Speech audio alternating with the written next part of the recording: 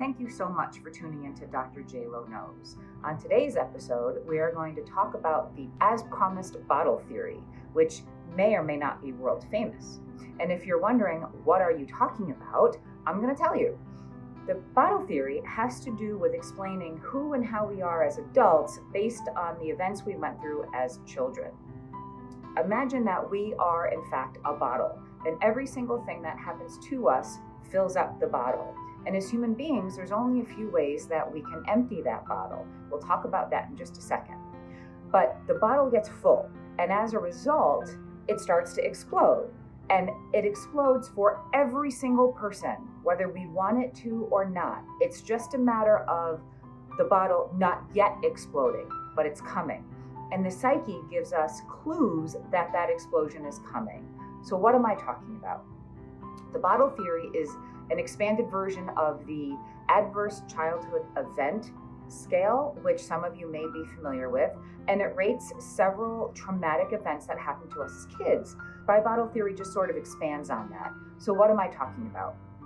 There's 5 categories of things that happen to us when we are children, but today I'm only going to go through the first 3 because it's a lot. The first category is parental abandonment. That's when mom or dad are there one minute and not the next. And it's not just mom or dad, it's a primary caregiver, a grandparent, a favorite aunt, uncle, it doesn't matter. Whoever is primarily responsible for raising you as a child. One minute they're there, next minute they're not.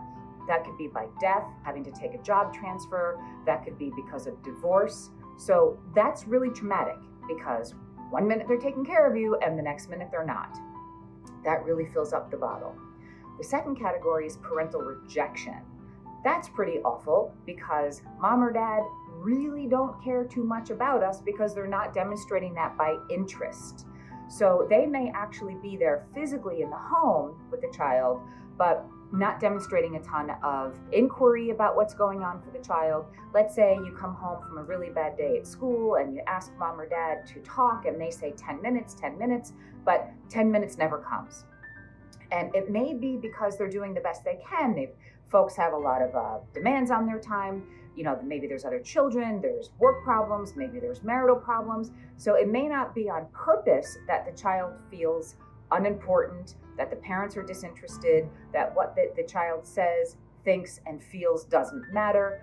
But parental rejection makes the child feel that way. So that really fills up the bottle a lot. And the third category is a parent who has a substance abuse problem, is emotionally, mentally, physically, or sexually abusive to the child. That's a huge category. And as a result of those 3 categories, the bottle really fills up and eventually it's going to start to explode, as I said.